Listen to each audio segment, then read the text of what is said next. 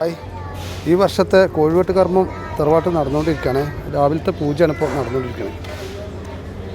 രാവിലത്തെ പൂജയാണ് നടക്കുന്നത്.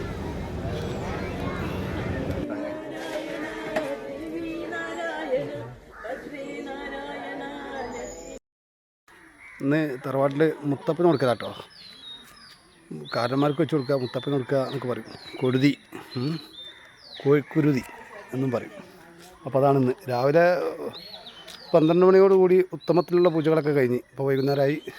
മധ്യമ പൂജ തുടങ്ങിന് നോക്കാം.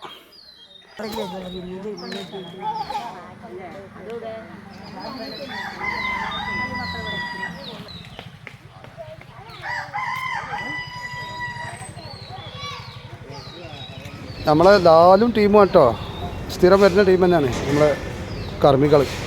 പാണമ്പറുള്ള ലാലും ടീമൊക്കെയാണ്.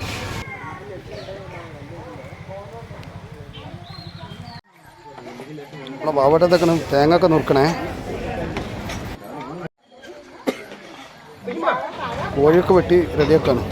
രാത്രിയാണ് ഇപ്പോൾ സമയം. കോഴികൾ നന്നാക്കി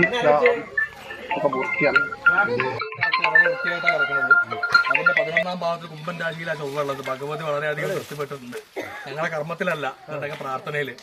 അപ്പൊ ഇനി എന്താ വേണ്ടത്? ഭഗവതി ഇവിടെ ഉണ്ട് എന്നുള്ളത് ഉറപ്പായ സ്ഥിതിക്ക് അകമഴിഞ്ഞ ഭക്തിയോടും ബഹുമാനത്തോടും അർപ്പണ മനോഭാവത്തോടും കൂടിയുള്ളതായ പ്രാർത്ഥനകളാണ് വേണ്ടത്. വിളിച്ചാൽ വെളിപ്പുറത്തുണ്ട് എന്നുള്ളത് തന്നെയാണ്.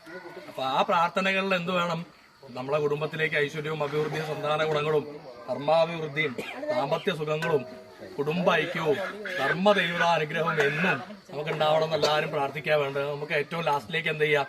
നമ്മളെ അരിയും പൂവൊക്കെ ഇടുന്ന സമയത്ത് എല്ലാവരും കൂടി നിന്നിട്ട് നന്നായിട്ട് പ്രാർത്ഥിച്ച് അരിയും പൂവിടാം.